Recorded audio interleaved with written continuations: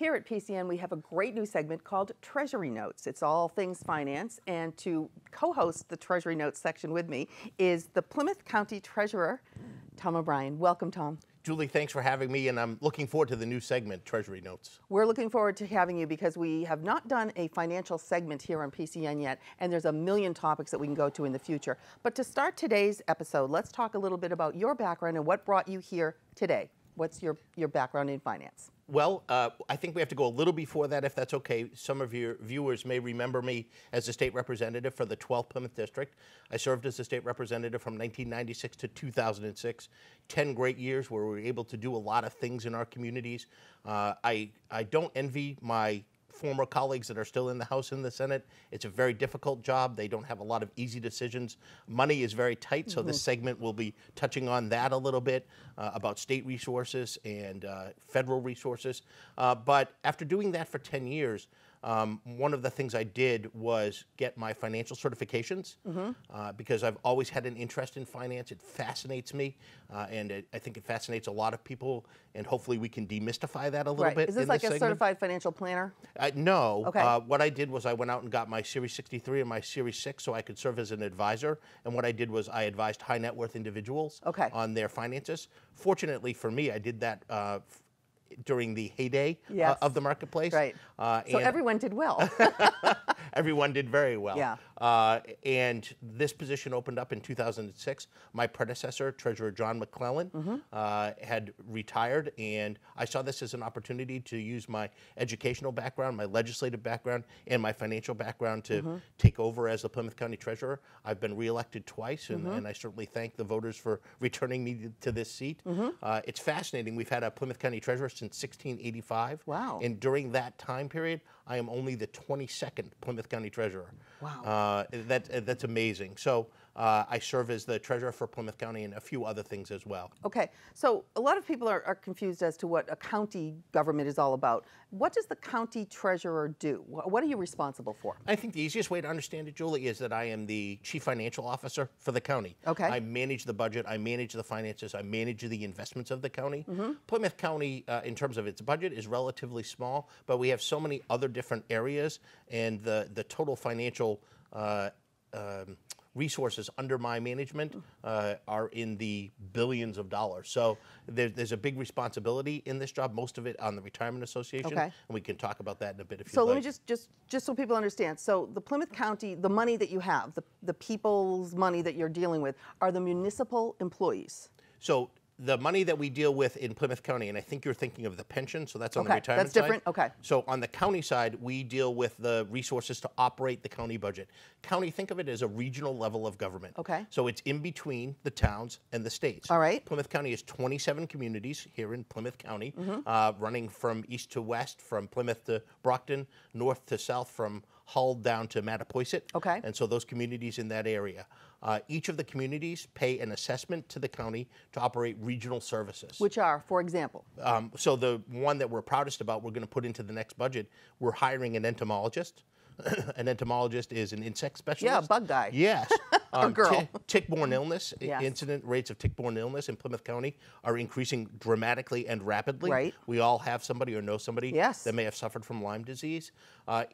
Incredibly, Massachusetts is has the third highest incident of Lyme disease in the country of all the states. It always makes me ask, well, we're 1 and 2. Maine and Vermont. Yeah. Massachusetts is third. Yeah. And Plymouth County in Massachusetts is the third highest incident rate in all of the Commonwealth. Okay. And in fact, 2 of our communities are in the top 10 of the 351 communities in Massachusetts. Marion is number 1. Marshfield is number 10. So we've hired this entomologist for the towns as a resource. So we look to you for the bug problems, the mosquitoes, the ticks. Well, you will when it becomes a problem? You will as of July 1st. That's a new program we're bringing on to help educate people about the risk of Lyme disease. But they'll also be there to help with pest control, gypsy moths and the like. But we also offer other regional services. People probably know best the Registry of Deeds. Oh, right. That's managed by the county. Yep. And so we're responsible for the oldest documents in the history of the United States of America, right here and that's at John the Plymouth Buckley. County Registry of Deeds. Our register is our good friend John Buckley. He's been there for a number of years, does a fantastic job. We actually think we have the best registry in all of New England, probably in the eastern United States. Right. So all of those records are there. We actually have a vault room that we've constructed where people can go see the first deed recorded in the United States of America. Good history, yeah. We maintain and manage courthouses. We could talk a long time just about what the county does, but think regional services for the 27 communities. Okay, now is the Sheriff's Department, is that regional? So it is regional, and the Sheriff's Department was part of Plymouth County for and part of each of the counties for a long time. However, the state decided in 2010 to take them over. There's probably differing views as to whether that was a good idea or not. I know they've been able to effectuate some economies of scale. Yep. We also know that the budget has increased a lot. Right. But I know that Sheriff McDonald works very hard, does a great job. Yes. It's probably interesting for him working for the state as opposed to for the county. He may have had more autonomy with the county. Now he has to report to the Department of Corrections. Right. But there are other programs that we run that are regional. One of the neat ones is we have a fire control airplane. And so retired fire chiefs from the communities in Plymouth County go up in this plane during high incidents of a potential fire in Plymouth County. And we have two of the largest state forests in the Commonwealth, obviously Miles Standish, but people don't even know about Rocky Gutter over in Middleborough. And so the plane goes up and tries to identify potential fire hazards before they start, saving ultimately hundreds of millions of dollars in potential property damage. So you're very proud of what you do at the county level here. Well, what we know is that it's the trend of the future. It really is. If you travel around the country and you go to Pennsylvania or Maryland or Florida, what do you hear about and learn about? The counties. Right. They're more prevalent than the towns. Yeah. I don't think that will ever happen here in Massachusetts, but towns can no longer afford to provide all the services that they provided. You're pooling it, you're sharing and so it's effectuating economies of scale. It really makes sense. It really does. Towns are reluctant, and we understand, to give up programs that they've worked on for decades, if not centuries.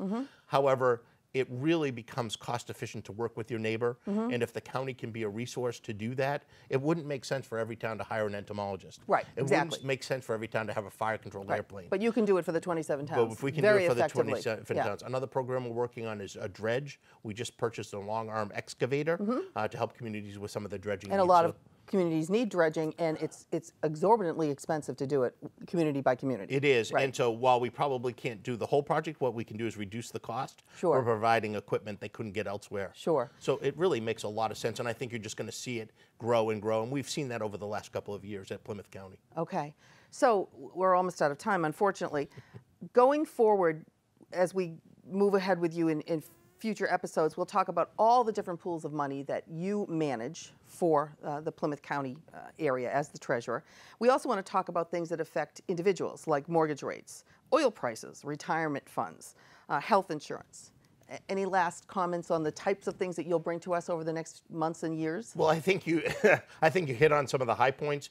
There's a lot that happens at the federal level, state level, county level, and town level that impact our lives financially that people don't think about. And I think the intention of this show is to talk about those and maybe bring the impact of low mortgage rates right now home to them. What does that mean? Should we refinance? Should we not refinance? The benefit of a HELOC versus a home equity line of a loan. So there's a lots that we're going to talk about. And we will. And we've just barely scratched the surface. Okay, all right, that's great. And if people have any questions or subjects they want us to talk about, you can email kim@pactv.org with your suggestions. Yeah, that's where I get my best ideas is from the people that are watching or the people that call my office.